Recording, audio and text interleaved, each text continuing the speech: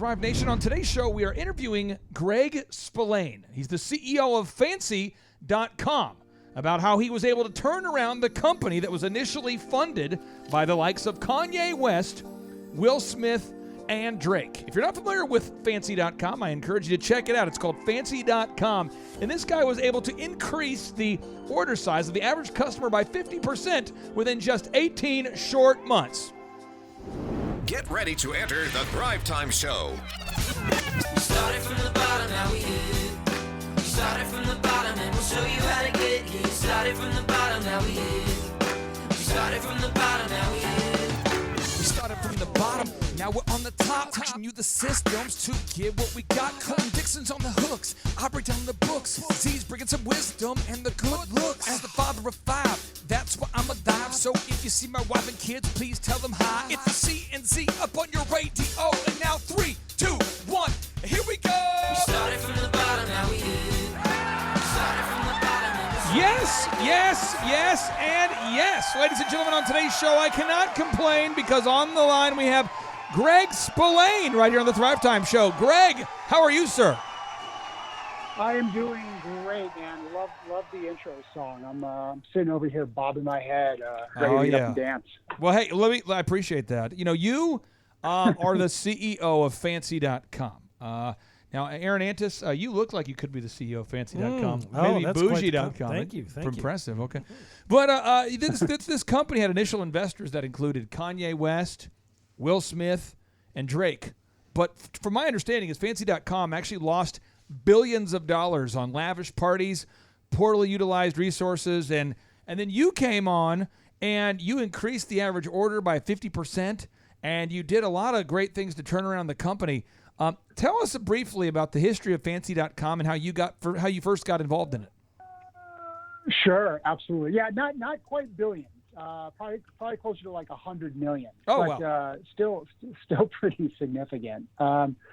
Yeah, look, Fancy's got a really interesting background, and all the credit in the world to the founders of the company. I did not found it. I was brought in early 2019 by the board of directors to really lead them through a turnaround. But company started 2009. Really ahead of their time. I mean, there's a company that was founded before Instagram and in many ways had an opportunity to become Instagram. Got a lot of traction real early on. It was a platform for people to, share products, aspirational products, things that they found on the internet they really liked. It was very much a social network, people who just wanted to share awesome stuff. And you mentioned some of the names that were behind it. There was a legitimate cultural relevance behind it. We had guys like Jack Dorsey who were, early investors and on the board of directors. And, even today we have, 2 billionaires on our board of directors. So, the company built up, I think we have over 12 million users, total. They did move into commerce, and it became a place to not just share these cool products, but also to make purchases. And that's really kind of where the wheels started to come off. I think the founders were a little bit more into the sort of the building the hype and the networking side of it versus, kind of running the business on a logistics day-to-day. And, as you said, they went through a lot of capital, and there was a insolvency moment. The company was recapitalized in 2018 at a much lower valuation. But, the board of directors at the time, I said are some pretty prominent people, saw the potential of Fancy and where it could go. And they made a decision that they wanted to, stick with it. And, I was lucky enough to be brought in from the outside as an executive to come help lead the turnaround. And that's really what we've been doing for the last 18 months. Well, on today's show, what we're going to do is we're going to go into the rapid fire round here. And Greg, this is what's going to happen is you're going to have Aaron Antis with Shaw Holmes and Ryan Wimpy with Tip Top Canine and myself just peppering you with questions at a rapid fire rate that you really if you're not Greg, you probably couldn't pull it off. Greg, you'll be fine because you happen to be Greg, but anybody else would probably crumble under these circumstances. Let's talk about this. The beginning of your career, where did you grow up? What was your life like growing up as a kid? So born in Syracuse, New York, upstate, ended up moving out to Southern California really young. Both my parents wanted to escape the harsh winters of upstate New York. So I grew up in San Diego, California, blue collar, middle-class family. Mom was a, house mom, stayed at home with the kids. My dad, ran kind of a number of small businesses, and yeah. So when did you first figure out what you wanted to do professionally? Was there an epiphany moment? Well, look, I wanted to be a professional athlete, or like a professional baseball player. That was my dream growing up. I would be out in my backyard by myself, hours upon hours, throwing a ball against a wall or whatever it was. But when, reality set in, it was time to move on with my life, really probably undergrad, and I graduated college in 2000. So, the internet had really started to pick up, the late 90s. I was an early adopter, got my first computer, I was like 10 years old, was dialing into like the old bulletin boards with my 2400 baud modem and exchanging files and doing all that type of thing. So, when the internet, really started to kind of pick up, I immediately saw the potential and knew it was going to absolutely change the world, which it has.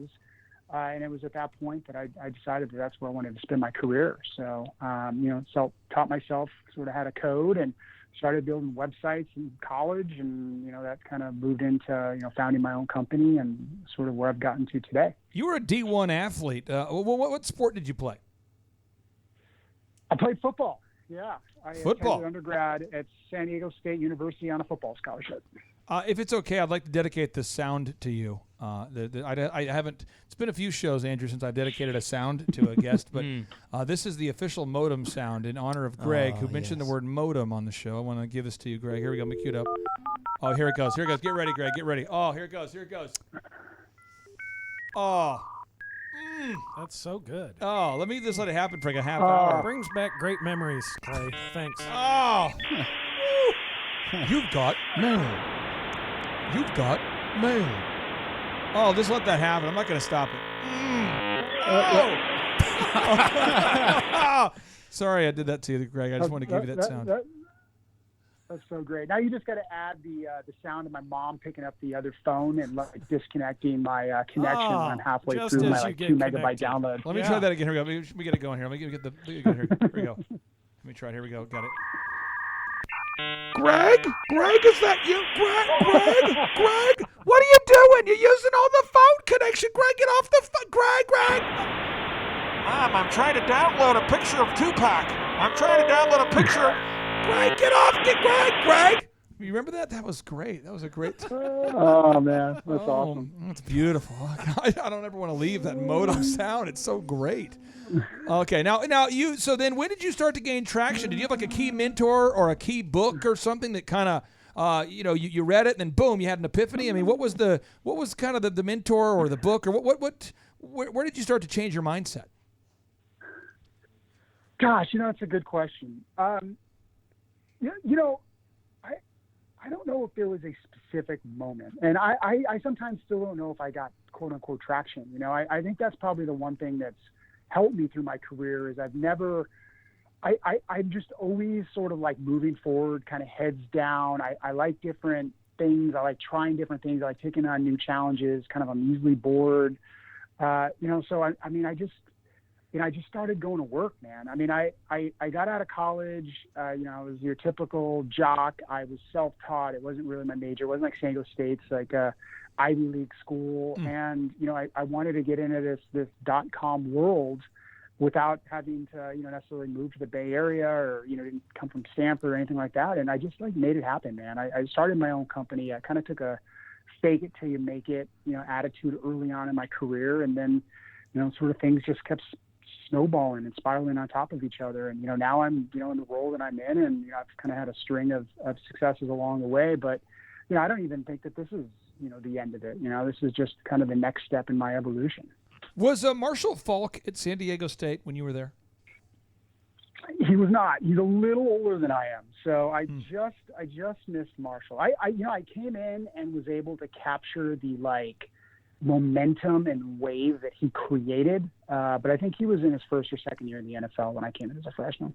Now, I want to ask you how you first got involved in Fancy.com. I believe this is how it happened. I believe that you were at a dinner party of some kind, and people were looking around and they're going, that guy over there is fancy. I mean, you know this, Aaron. You see people, you see certain people, and it's like, Whoa. Who's that over there? That guy's fancy. Well, he is fancy. And in fact, that's Greg. I mean, Greg, was it your fanciness, or what first connected you to fancy.com? That's right. You ever see the movie Dumb and Dumber, where they show up to the party in their tuxedos? Oh, I was yeah. rocking one of those. Yeah, with the ruffles on the whole. Oh, yeah. That's right. And I was at I'm wearing that right now, meeting actually. in New York, and somebody picked me out, and they're like, "You got to come run this company." No, I actually what happened was a business school colleague of mine who we ended up working together on a couple different ventures. I was the CEO of this company called Events.com.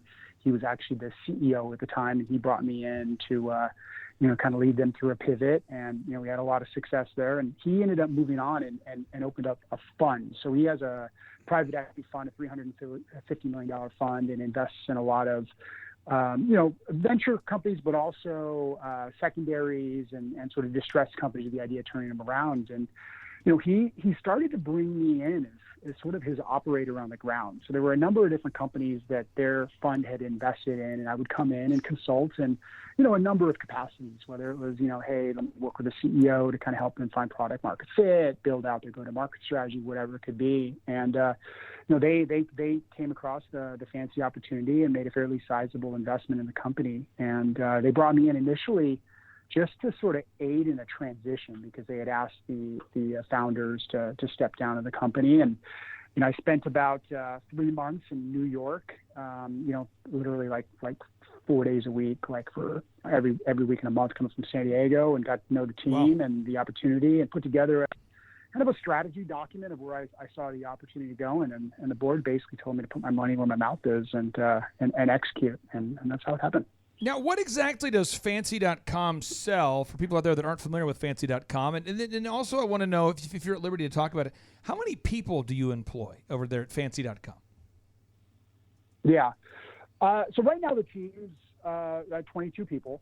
Okay. So we're still small, but we're growing pretty quickly. I did take the team down when I joined. We kind of had to pull things back and, sort of regrow from the ground up.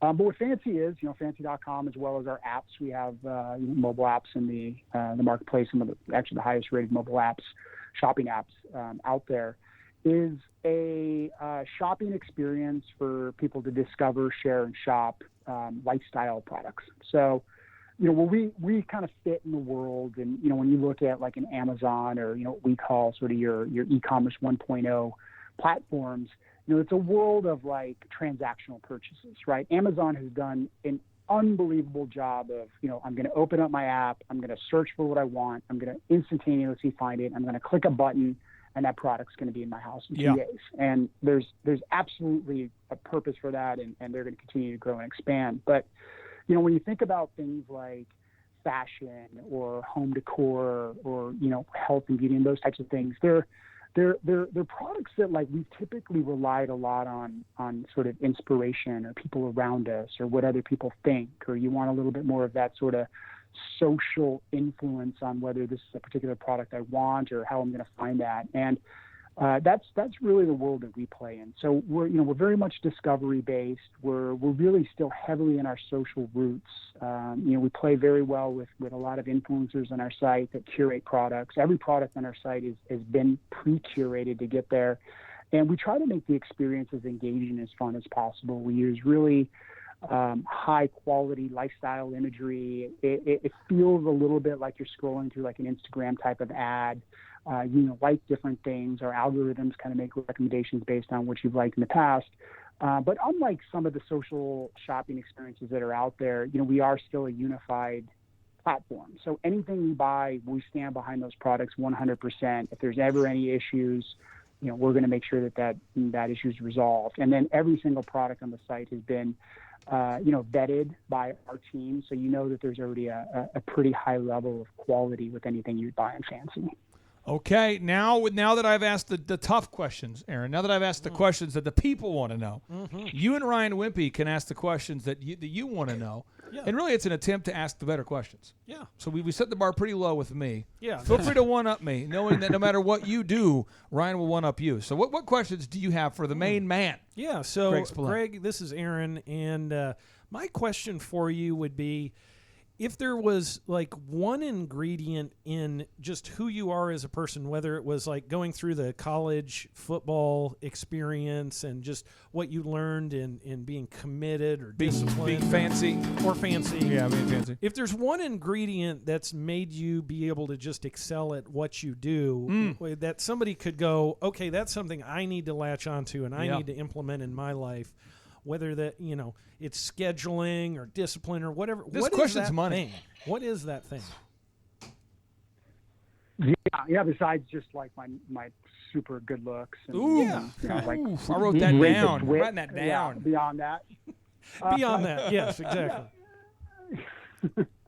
Yeah, look, I think I'm a kind of guy that I don't know if the word's curious or maybe it's just attention span, whatever it is, but I'm always wanting to try different things. I like to take on new challenges. I get easily bored. So, I think throughout my career, I've, gotten into roles where maybe they've been a little bit above me, or I've had to take on a new challenge or, figure something out that I hadn't done in the past. Oh, that's good. And then when I kind of get to a point where, things move into like autopilot, like, you kind of like you're good at it and you can just show up to work and do it. We'll take on a new challenge, right? That part doesn't excite me. So I've constantly evolved in my career, and I've taken on new things, and I've taken on bigger things. And I think that's really helped me get to where I've gotten today, where I could have very easily in my career stayed at some of my early companies that I've been with, been in a really comfortable role. Oh, yeah. Kind of on autopilot, making great money, all those types of things. But it's like, that's not who my personality is. And I've always just kind of wanted to strive and do different things and try for different things. So it kind of a follow-up to that then, Greg. What is this guy, Chris Cuomo? He's painting you into a corner. Oh, this is so unbelievable. Megan Kelly over here. Okay, back to you. Well, that was great. I really appreciated your answer because I had a mentor who used to wear a rubber band on his wrist all the time. And that's He was a multimillionaire. Well, other than his clothes. And he would stretch it and snap himself with it all the time. And I asked him, why do you wear this rubber band and snap yourself all the time? And he said, because I like to be reminded that I need to stretch every single day and it's going to be painful. Oh. But that's what gets me up in the morning and keeps me excited. And it sounds like you can kind of relate to that. So in relation to that question then, what has been the biggest challenge related to fixing fancy.com since you like to chase after the challenge of things? Like what was the main thing that was really a big challenge that you faced and kind of how did you handle that situation for fancy.com? Yeah, that's a good question. Look, there were a lot of different challenges that I face and we're still facing, right? I mean, we're still in the midst of this turnaround. I think the one thing that coming into Fancy, I wouldn't have been able to do this 5 years ago. And it was the experience that I've gained over the last 5 years, and quite honestly, probably some battle scars along the way that allowed me to be ready for this challenge. And where I think I've really improved and what took me some time to understand is how to manage the people aspect of coming into an organization and making big change, right? Like, and I'll kind of expand on that a little bit, right? So, the no BS MBA, right? Like it's I did get my MBA and, went through that whole process. And the MBA is all built on the case study, right? So they outline some scenario for you. Here are the business units. Here's the profitabilities. Here's the competition. And now you go ahead and you take this scenario and you tell me the strategy you want to move forward. We're going to divest this business unit. We're going to double down here. We're going to move manufacturing to this location. And it's like moving chess pieces, right? And when I first really started getting into more of this like turnaround executive leadership, I approached these turnarounds like a business case, right? Like the people were these chess pieces and you could just kind of move them around. And the reality is that's not the case at all. You could have the best strategy, you could have all the right moves, you can know all the right decisions, but if your people and the people that you have in your company don't trust you, don't believe in you, don't like you, don't want to follow you, you are going to fail miserably. So, as I came into Fancy, I mean, this is a company that there's still stories about like guys like Kanye West, like coming into the office and drinking hot cocoa with the CEO, right? And there were celebrities in there on a daily basis, and we were, parties and we're well known. And so you had this like culture of these people who loved quote unquote old Fancy. And I had to come in there and I had to, number one, make a lot of tough changes. Like I said, we had to downgrade the team. There were a lot of people that are no longer with the company that were there, but there were a lot of great people that we wanted to keep. And we had to make this shift in the organization and kind of become this new company that was going to be sustainable. We were going to be able to grow.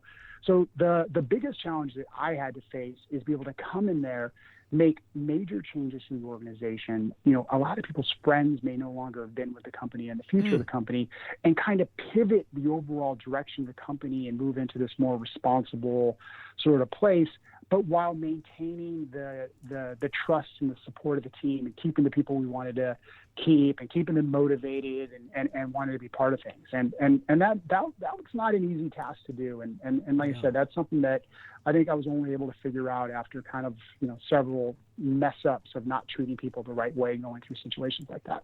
Ryan Wimpy with TipTopCanine.com. Your business is growing. Yes, it is. You've grown from one location to how many locations 12 do you have now? 12. Okay, and so you probably have a lot of questions about daily operations. I do. So what questions would you have for Greg here? Yeah, so whenever I heard 50% increase in the size of the sale, that's like pretty big, right?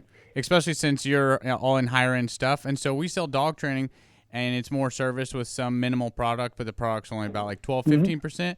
But my question is in 18 months, how did you jump that sales size 50%? And how would you do that in service business, or do you think you could? In a services business, could you do it? Well, I'll tell you a little bit on how we did it and some of the changes that we made. A big part of coming into Fancy and building upon the brand was this concept of quality, right? We wanted to be a brand that when you made a purchase in Fancy, you were going to have sort of A+ service along the road. When you got your product, you were going to love your product, etc. When I joined, we still didn't necessarily do a great job vetting out different merchants. So we had a lot of merchants who were selling product that, quite honestly, was just sort of like gadgety, cheap, gimmicky stuff, stuff that was, all coming from factories, and some Asian factory somewhere. Right. And a lot of it was shipped direct from, different locations, outside of the United States. And, the average price on that type of stuff is $30, $40, $50. And, it converts because a lot of people are going to kind of make these impulse purchases and, it photoed well and it looked kind of like cool and interesting. But, there was no real quality. There's no substance. There wasn't, any meaning behind that product. So, the big strategy change that we did is we took this approach of, we live in this commoditized world, right, where there's just crap everywhere. I mean, it just is, right? It's like stuff's cheap, it's disposable, there's cheap clothes, there's cheap little gadgets, Yep. And we didn't want to be that. We had this, we believe that there's a huge wave of amazing direct-to-consumer brands that are coming about, and they have purpose behind the products that they're built. They're coming from places that you're proud to buy from.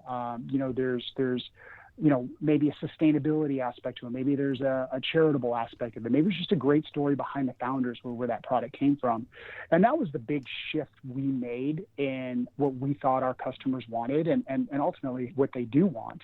And while we did that, one of the really positive change in metrics is the fact that our AOV went up significantly because the quality of product that we were selling was higher and the price tags were higher. We were able to demand higher pricing.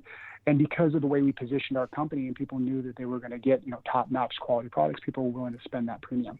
When you said that the what went up, the AO, what was that? Oh, I'm sorry. Yeah. Average order value.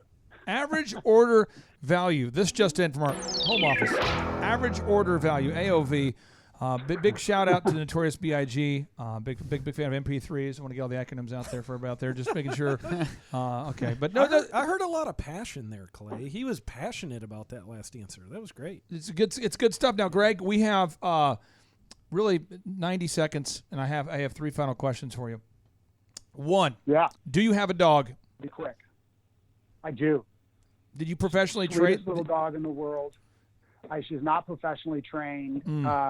She's actually horribly trained. Oh no! But she is I sense a pitch coming sweetie, here, and she's the best dog in the world. Yeah.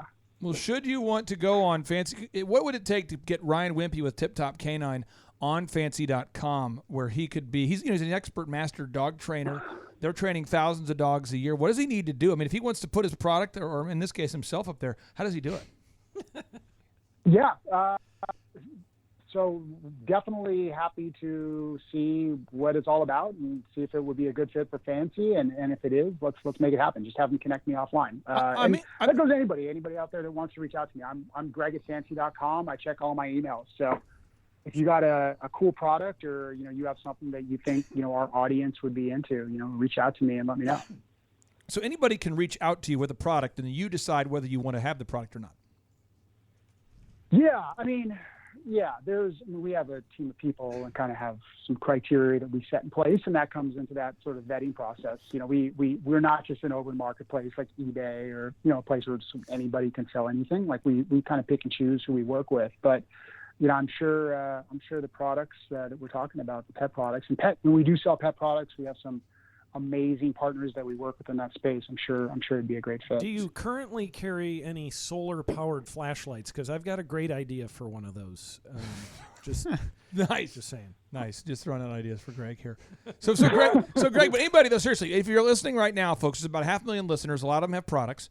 If Ryan got to a place where he had his leashes, or Bob with the grillblazer.com, he has those flamethrowers he invented. If they want to think about, if they want to see if they would qualify to sell your products on fancy.com, they email you. Is that the best way, or how do people go out there to submit their products? By the way, the flamethrower, I don't know what that is, but please, awesome. I want that. It's the ultimate man toy. It's sweet. Yeah, I mean, look, we can go to fancy.com. There's a link at the bottom, and it says, you apply, and we'll have somebody on our team reach out. But since it's for your listeners and it's me, reach out to me directly. I'll take a look, and I'll make sure that this gets in the right hands and expedite the process. I absolutely love this. Now, my final question I have here for you is, how do you organize the first 4 hours of every day? You're a busy guy. You're a CEO. You've got a lot going on.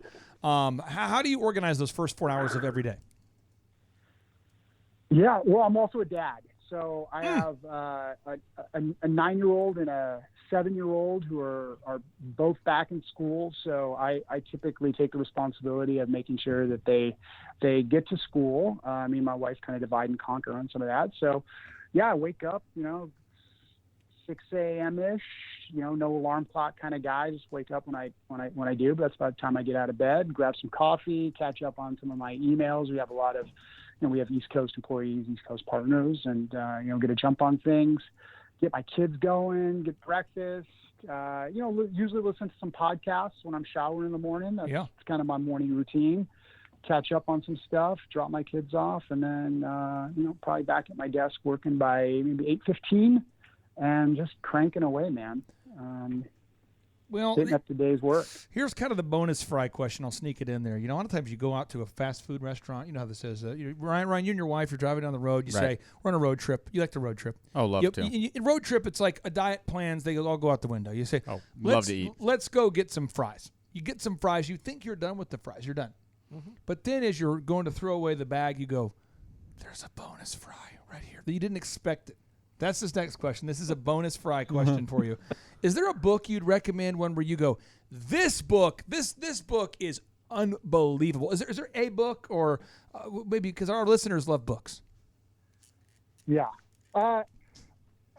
Whenever I'm asked this question, I always give the same book, and it's an older book. It's one of the very first business books I ever read. I probably read it when I was, fresh out of college, trying to figure things out, didn't have a clue in the world. Yeah. But it's a book called How to Make Friends and Influence People, Dale Carnegie.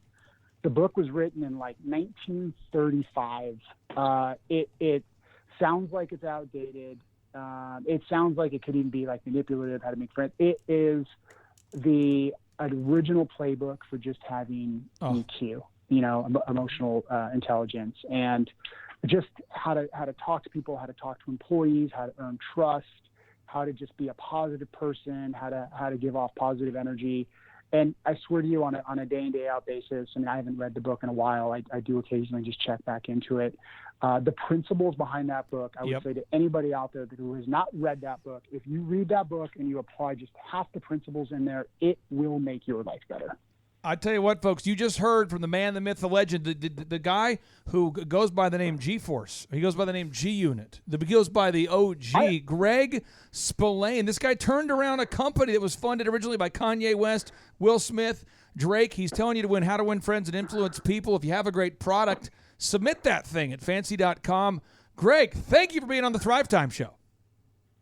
Awesome, guys. So much fun to talk to you. By the way, we all have to hang out and be friends because you guys gave me better nicknames in the last, 20 seconds than I think my friends have ever given me in 40 years of friendship. So, hey, no, seriously, G-Unit, you need to check out grillblazer.com. I'm not kidding, though. Seriously, Greg, in the next 30 seconds, you got to check it out, grillblazer.com. This guy came to a conference, and he's been implementing everything he's learning. He's selling about $35,000 of these flamethrowers every week. And he's starting to get all these celebrities that are starting to pick up the product. I saw Kirk Cameron the other day had one of these. We've got, I don't know, it's just all these big-time kind of country grillified outdoor camping kind of people love this thing. It's grillblazer.com. I think you'd love it. I'm sure I would. Actually, all seriousness, if you want to connect us. I will. I'll have him reach out. Please do that. Yeah. I'll do it. I'm a connector. Brother, I appreciate you so much. Have a great day, sir. All right, guys. Cheers. Bye. And now, without any further ado, 3, 2, 1, boom! If I lived in China or even Russia or any totalitarian country, maybe I could understand some of these illegal injunctions. Maybe I could understand the denial of certain basic First Amendment privileges because they haven't committed themselves to that over there. But somewhere I read of the freedom of assembly. Somewhere I read of the freedom of speech. Somewhere I read of the freedom of press. So just as I say, we aren't going to let any dogs or water hoses turn us around. We aren't going to let any injunction turn us around. Gotta pick a side, man, it's do or die. Trying to stay up in the middle, man, that's suicide. Be hot or be cold, what's it gonna be? Spoil me with loyalty, it's all I wanna see. If you ain't saying nothing, then you saying something. What you see is what you get, man, I ain't never frontin'. I say your problem, I'm lazy, cause I ain't never running. Opposition passing it off, cause they ain't never want it. Come on, time to say goodbye, it is you and I. When you compromise, it will multiply. We ain't never scared to put it on the line. It's time to pick a side, it's do or die. Time to pick a side, homie, do or die. When you compromise, it will multiply. We ain't never scared to put it on the line. It's time to pick a side, it's do or die. No mess, no backs for me. Both middle fingers up for Doc Fauci. I'm never gonna listen to his latest pitch or the scarf queen. His Dr. Brooks is up. I'm an American with the First Amendment and the Second Amendment to defend it. You want our guns? Well, come and take it. Hope you're good at dodging bullets and you're praying. The year 2020, the year of perfect vision. The time where you and I have to make a decision. Open up your minds like Hunter's laptop. But when you see corruption, this time it's gotta stop. Back the police, say no to the beast. No to the mask, take no vaccine. Back the police, say no to the beast. No to the mask, take no vaccine. Time to say goodbye, it is you and I. When you compromise, it will multiply. We ain't never scared to put it on the line. It's time to pick a side, it's do or die. Time to pick a side, homie, do or die. When you compromise, it will multiply. We ain't never scared to put it on the line. It's time to pick a side, it's do or die. If you compromise, it'll multiply. Treat you like a doormat, treat you speak your mind. Ain't hard to find, you must be blind if you can't see the sign. I got a spine, I won't ever let them take what's mine. Time to unify, I'm talking you and I. If you ain't riding for the cause, better move aside. Sit back, watch me work, I'ma do it right. Time for you to pick a side, it's looking like a do or die. Time to say goodbye, it is you and I. When you compromise, it will multiply. We ain't never scared to put it on the line. It's time to pick a side, it's do or die. Time to pick a side, homie, do or die. When you compromise, it will multiply. We ain't never scared to put it on the line. It's time to pick a side, it's do or die. Our country will never be a socialist country. We're not going to let it happen.